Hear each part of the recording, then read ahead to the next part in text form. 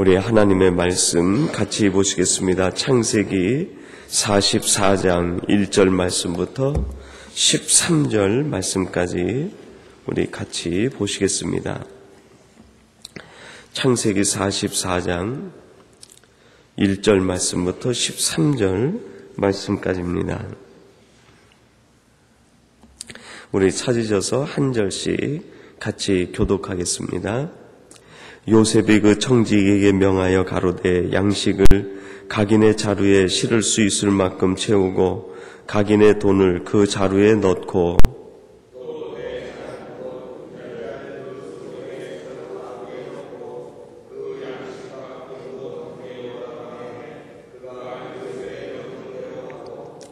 개동시에 사람들과 그 나귀를 보내니라.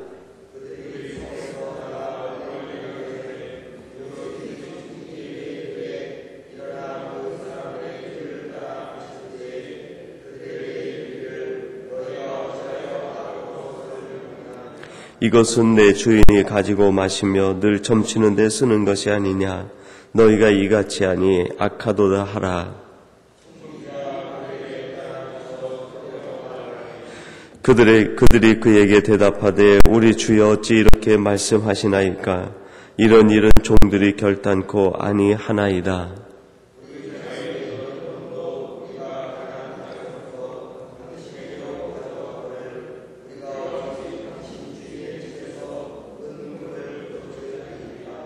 종들 중 누구에서 발견되든지 그는 죽을 것이요 우리는 우리 주의 종이 되리이다.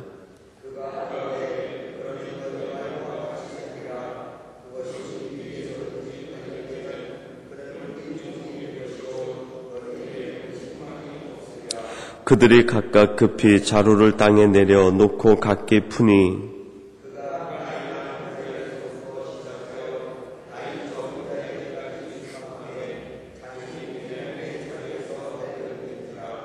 함께 봉독하겠습니다. 그들이 옷을 찢고 각기 짐을 나귀에 싣고 성으로 돌아오니라. 아멘. 오늘 말씀 내용은 그 요셉이 형제들을 시험하는 이제 그 마지막 시험 단계에 이르게 되었습니다. 형제들은 왜 우리들에게 이런 일이 자꾸 일어나는지 아마 궁금했을 것입니다. 근데 그 뒤에는 요셉의 생각과 계획이 담겨 있었던 것이죠. 여러분, 우리가 살아갈 때 우리가 예기치 못했던 일들이 우리 삶 앞에 펼쳐질 때가 있습니다. 왜 내게는 이렇게 어려움들이 중첩되는가? 왜 내게는 이렇게 힘든 일들이 자꾸 생기는가? 한 가지 문제가 풀리는 듯하면 또 한 가지 문제가 생기고 하나를 넘어갔는가 싶으면 또다시 파도가 다가오는 그런 일들이 일어날 때 그 뒤에 하나님의 생각, 하나님의 마음이 있다는 것을 여러분 기억하시기를 바랍니다. 요셉이 형제들을 시험하는 것은 형제들에게 해를 끼치거나 형제들을 힘들게 하기 위해서가 아니라 그 형제들의 마음을 알아보고 싶었기 때문입니다. 그들이 이 문제를 어떻게 푸는지, 그들이 이 어려운 상황들을 어떻게 이겨내는지, 그동안 그들의 삶은 어떻게 변하고 그들이 어떻게 성숙된 자세를 가지고 살아가는지, 그들이 얼마나 하나님의 자녀답고 우리 형제들다운가 하는 것을 보고 싶은 까닭 아니겠습니까? 비슷한 일들이 우리에게도 적용되지 않을까 그런 생각을 갖습니다. 우리들이 어려운 일을 만날 때마다 이 일을 어떻게 푸는지 궁금해 하시는 분이 있습니다. 힘든 일을 우리가 풀어나갈 때 그 일을 어떻게 이겨내고 극복하고 그 가운데서도 어떻게 하나님의 자녀다운 인격과 신앙적 삶을 유지해 가는지 보고 싶어하는 분이 계시죠. 바로 우리 하나님께서 그것을 보고 싶어 하십니다. 이미 요셉은 다 생각과 계획을 가지고 있을 겁니다. 내가 우리 형제들, 우리 아버지 흉년의 때에 이 어려울 때 양식을 구하러 다니지 않게 하고 평안히 살 수 있도록 하고 싶다 하는 계획이 이미 요셉에겐 있을 것입니다. 하나님도 우리를 향한 계획이 이미 만들어져 있는 것 아니겠습니까? 우리를 어떻게 하면 조금 더 편하게 하실지, 어떻게 하면 우리에게 조금 더 좋은 것을 주실 수 있는지, 어떻게 하면 우리가 이 땅에서 조금 더 하나님과 더불어 행복하게 살 수 있는지 하나님은 이미 계획하고 계산해 놓고 있는 것 아니겠습니까? 지금 이제 이 요셉의 형제들은 그 마지막 단계에 이르게 되었습니다. 사랑하는 성도 여러분, 여러분들이 혹시 견디기 힘든 어떤 일들을 만나거나 경험하게 되면 하나님께서 여러분에게 주시는 마지막 단계의 시험이다, 마지막 단계의 일이다라고 생각하고 그것을 뛰어넘고 그 속에 담겨있는 하나님의 계획과 하나님의 뜻과 하나님의 생각을 읽어내는 우리 성도님들이 되시기를 바랍니다. 우리에게 다가오는 시험은 두 가지가 있는 것 같아요. 하나는 사탄이 주는 시험이고 하나는 하나님께서 우리를 테스트하시는 거죠.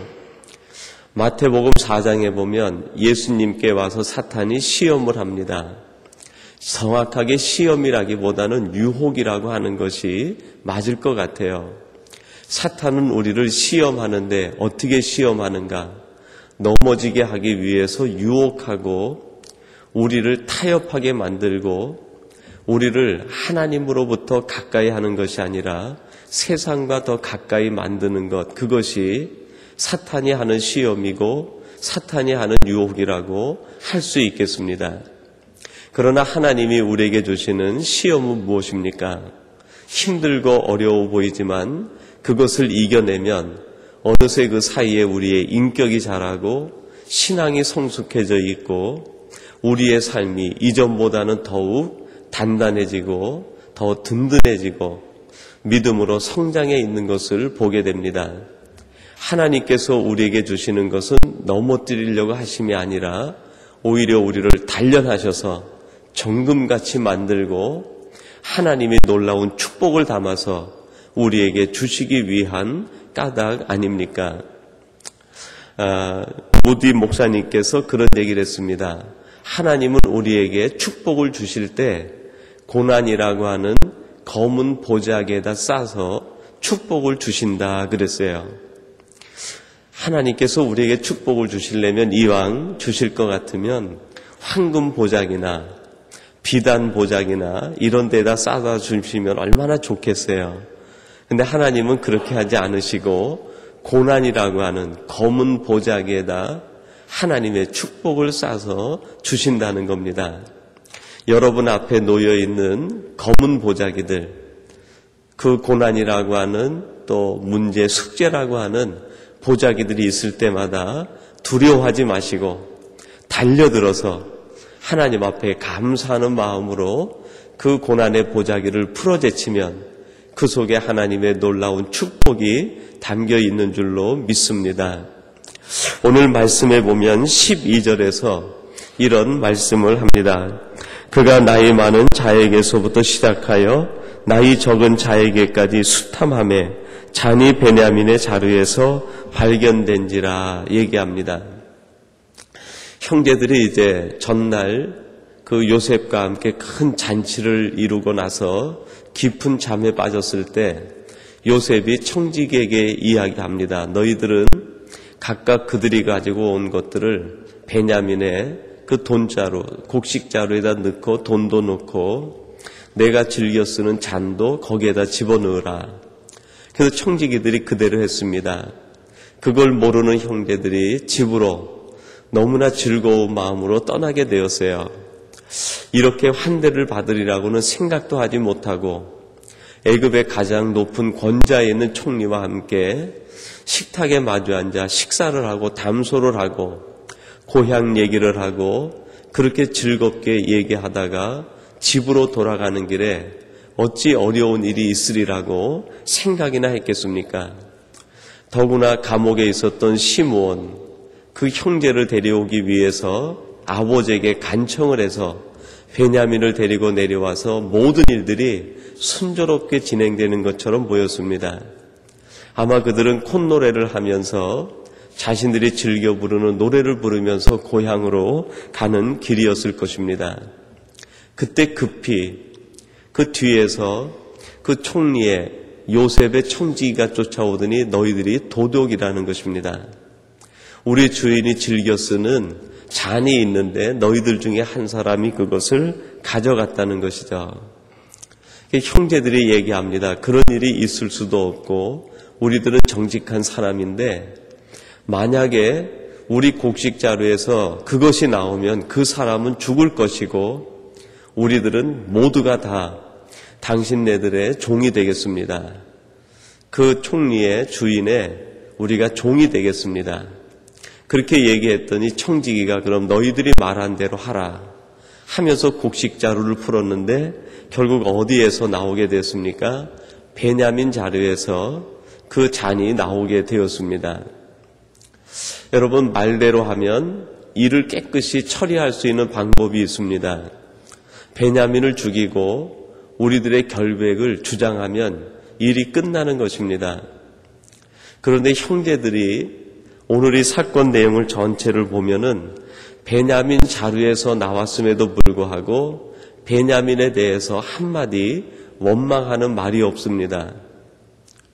이전에 요셉이 꿈을 꾸고 야곱에게 사랑을 독차지할 때 얼마나 형제들이 이 요셉을 미워하고 요셉을 증오하고 요셉에 대해서 원망과 불평이 많았습니까?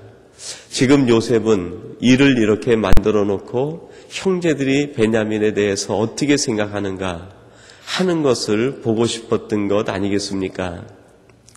한마디 원망 없는 그 모습을 보면서 요셉의 마음에 아마 감격과 감동이 치밀어 올랐을 것입니다.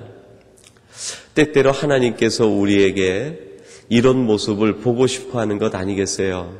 힘들고 어려울 때 이 일의 원인이 무엇이고 이 일이 도대체 무엇 때문에 일어났는지 알지 못하지만 그 일 때문에 우리가 누구 탓을 하거나 원망하거나 불평하는 것이 아니라 오히려 그 일 앞에서 겸손히 그 일을 내게 주는 문제거리로 알고 그것을 풀기 위해서 내가 애쓰고 노력하고 스스로 결단하고 이것을 어떻게 신앙적으로 해결할 것인가 하는 숙고하는 모습을 하나님께서 보고 싶어하는 것이 아니겠습니까?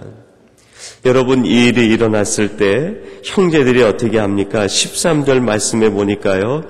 그들의 옷을 찢고 각기 짐을 나귀에 싣고 성으로 돌아오니라 그랬습니다. 그들이 옷을 찢었다 그랬는데 이 옷을 찢었다 하는 것은 분노의 표현이 아니라 회개의 표현입니다. 성경에 보면은 종종 자신들이 깊은 회개를 할 때 자신들의 옷을 찢고 붉은 베옷을 입고 제에 앉아 회개하는 것이 유대인들의 일반적인 습관화된 생활의 모습이었습니다. 그들이 옷을 찢었다 하는 것은 이 죄를 자신의 죄로 돌렸다 하는 의미가 담겨 있는 것입니다. 베냐민을 탓하기보다는 이 자신의 죄로 돌리고 자신의 허물로 돌리는 형제의 모습을 성경은 조명해 주고 있습니다.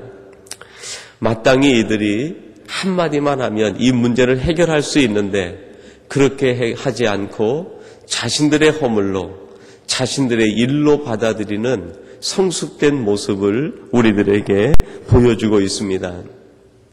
오늘 이것이 우리에게 교훈이 되어서 우리가 어떤 일을 만날 때 이 일의 원인이 무엇이냐 그것을 찾아내서 찾고 그것에 대해 원망하고 탓으로 돌리기보다는 이 일을 어떻게 우리가 해결할 수 있는가 거기에 초점을 맞추고 내가 이 일을 해결하기 위하여 어떻게 할 것인가 그렇게 생각하는 것이 아마 문제를 해결할 수 있는 가장 쉬웠고 지름길이 아니겠는가.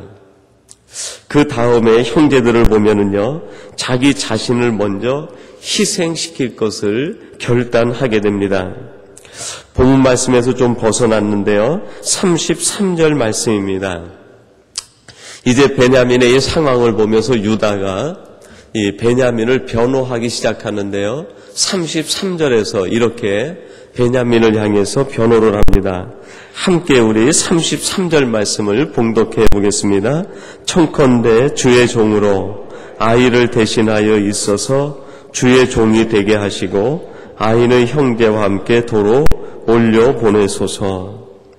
유다가 이제 자청에 나서서 이 아이는 아버지의 생명과 연결이 되어 있습니다. 이 아이의 생명이 아버지의 생명이고 이 아이가 사느냐 죽느냐에 따라서 아버지의 생사가 달려 있습니다.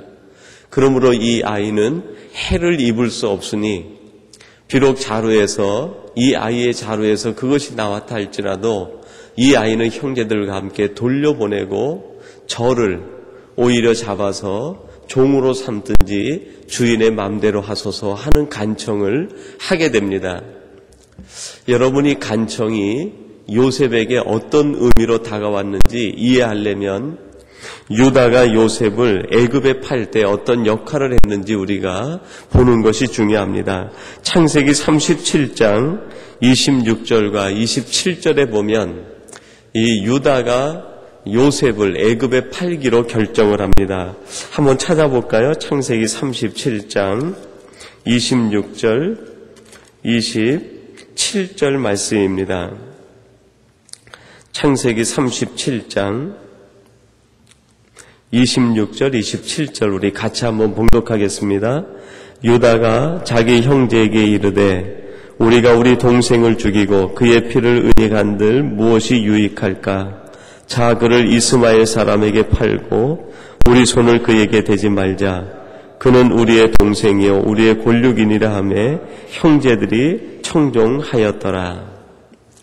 형제들이 그 요셉을 죽이려고 할 때 루벤은 언제 어떻게 하든지 요셉을 살려야 되겠다 해서 그를 죽이지 말고 구덩이에 넣자 그랬습니다. 구덩이에 넣어 있는 그 동생을 기회를 봐서 루벤이 꺼내서 살려주려고 그렇게 생각을 했던 거죠. 그때 유다가 지나가는 그 상인들을 보면서 우리가 동생을 죽인들 무엇이 유익하냐, 그를 저 사람들에게 팔아 넘기자. 그리고 아버지에게는 짐승이 그를 잡아먹었다라고 얘기하자. 그렇게 일을 꾸미게 되었습니다. 그 생각 자체가 선한 것이든 아니면 악한 것이든 요셉 자신이 애굽에 팔려와서 그 모진 고생을 한 것, 그것은 유다 때문이 아니었습니까? 그런데 지금 그 유다가 나서서 자기의 사랑하는 동생 베냐민을 변호하고 있는 것입니다. 지난번에는 내가 실수로 내 동생을 팔았는데 이제는 내 동생을 잃을 수 없다는 그 뜻과 고백이 함께 담겨 있는 것 아닙니까? 16절에 보면은요, 유다가 이렇게, 오늘 본문 16절에서 이렇게 말합니다. 유다가 가로되 우리가 내 주께 무슨 말을 하오리까? 무슨 설명을 하오리까? 어떻게 우리의 정직을 나타내리까? 하나님이 종들의 죄악을 적발하셨으니 우리와 이 잔이 발견된 자가 다 내 주의 종이 되겠나이다. 이 사건을 보면서 유다가 마음에 깨달은 것이 무엇입니까? 하나님께서 우리의 죄악을 드러내셨다. 오늘 이 사건을 보면서 자신의 옛날 죄를 떠올리고 그리고 오늘의 이 사건을 해결하는데 내가 이 죄를 청산하고 회개함으로 내 자신을 버림으로 이 문제를 해결하여 과거의 내 죄를 청산하겠다 하는 뜻이 담겨 있는 것 아니겠습니까?